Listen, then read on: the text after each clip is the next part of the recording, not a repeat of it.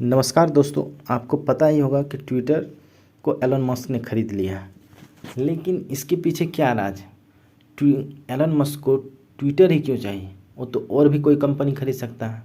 ऐसा नहीं कि ट्विटर के बहुत बड़े फॉलोअर्स हैं और बहुत ही ये दुनिया में प्रचलित है। एलन मस्क ने रातों रात तो ट्विटर नहीं खरीद लिया। ट्विटर को खरीदने के लिए पहले उन्होंने क्या किया और बाद में उसने क्या किया और क्या क्या प्रॉब्लम आई, इसके बारे में आज हम जानेंगे। एलन मस्क ने एक दिन ट्विटर पे कहा कि हम सोच रहे हैं कि डच कॉइन में इन्वेस्ट किया जाए। तो इससे क्या हुआ कि डच कॉइन का भाव 14% ऊपर चला गया और अगले ही दिन बोलते हैं कि नहीं हम तो ऐसे कुछ नहीं सोच रहे थे। तो अगले ही दिन डच कॉइन का भाव 35% नीचे चला गया। इसी तरह एक दिन कहा कि टेस्ला सोच रहा है कि बिटकॉइन में इन्वेस्ट करें, तो इसी के साथ उसका भाव ऊपर चला गया। अगले ही दिन बोल रहे हैं कि ये इन्वायरमेंट के लिए ठीक नहीं है, तो इससे बिटकॉइन का भाव नीचे चला है।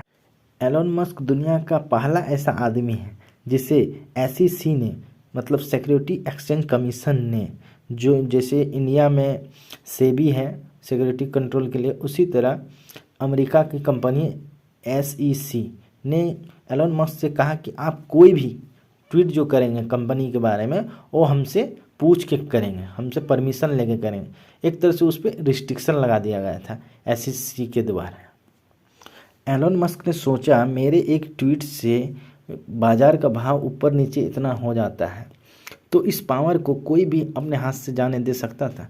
वो एक ट्वीट के माध्यम से ही हज़ारों करोड़ कमा सकता था कि आज इन्वेस्ट किया, कल उसका हज़ारों करोड़ बन गया।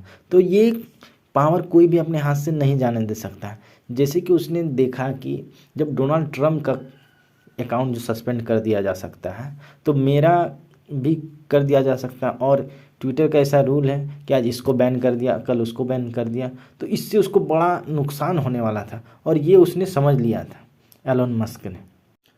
इसका पहला स्टेप ही 14 मार्च को ही स्टार्ट हुआ था। इन्होंने 14 मार्च को 9.2% शेयर 2300 करोड़ दे के खरीद लिया था ट्विटर का। और ट्विटर में उन्होंने ट्वीट करने लगे कि ये होना चाहिए, इसमें एडिट बटन होना चाहिए। तो लोगों को लगा कि ये शायद ट्विटर से जुड़ना चाहते हैं। तो इसके दौरान क्या हुआ कि लोग भागे ट्विटर के शेयर खरीदने के लिए और शेयर का भाव 26% तक बढ़ गया। कितना परसेंट? तो 26%। इसके बाद एक SEC का एक रूल है, सिक्योरिटी एक्सचेंज कमीशन का एक रूल है कि अगर आप 5% से ज़्यादा शेयर खरीदते हैं तो आपको 5 दिन के अंदर आपको देना होगा सूचना, नहीं तो आपको 75 लाख का पेनल्टी देना होगा। तो इन्होंने 21 दिन तक नहीं बताया। कितना दिन तक? 21 दिन तक नहीं बताया। तो इन्होंने उतना दिन किया क्या? तो उन्होंने ट्वीट किया ट्विटर पे कि ये ट्विटर में ये फैसिलिटी होना चाहिए, वो फैसिलिटी होना चाहिए। इससे क्या हुआ, लोगों को मतलब लगा कि ये जुड़ना चाहते हैं उससे, ट्विटर से। ट्विटर का भाव बढ़ा तो इनका भी जो शेयर था उनका भी भाव बढ़ा। तो ये उस टाइम कितना कमा ली? 5000 करोड़। मतलब 20 दिन के अंदर वे 5000 करोड़ कमाए। और उन्होंने पेनल्टी कितना देना था? पेनल्टी दे तो दी, 75 लाख रुपया देना है। तो ये दिमाग लगाया उन्होंने। बाद में ट्विटर के जो शेयर होल्डर हैं उन्होंने एलन मस्क को कहा कि आप क्यों 9.2% में आ रहे हैं, आइए हम आपको बोर्ड ऑफ डायरेक्टर ही बना देते हैं। लेकिन बोर्ड ऑफ डायरेक्टर बनने में एक पेंच है। क्या पेंच है? कि बोर्ड ऑफ डायरेक्टर जो होता है वो 15% से ज़्यादा शेयर नहीं ले सकता है। तो ये एक दिक्कत थी। एलन मस्क तो ठहरा सन की आदमी, वो अपने पैशन के पीछे बहुत ही पागल है।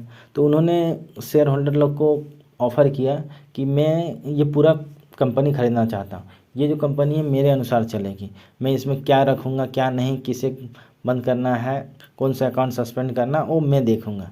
और इसके एवज में उन्होंने सब शेयर होल्डर को $54 प्रति शेयर के हिसाब से देने का वादा किया। एलन मस्क ने शेयर होल्डरों से कहा कि देख लो ये तो $45 का ही शेयर है, लेकिन मैं तुम्हें 54 दे रहा हूँ, ये आपके ही फ़ायदे की बात है। और इससे बहुत से लोग डर गए कि इतनी बड़ी जो ऑर्गेनाइजेशन है, इतना बड़ा जो प्लेटफॉर्म है, ये किसी प्राइवेट हाथों में चला जाने से बहुत दिक्कत है। एक सऊदी प्रिंस ने भी कहा ट्वीट किया था कि नहीं नहीं ये नहीं होना चाहिए, ये बहुत ही गलत है।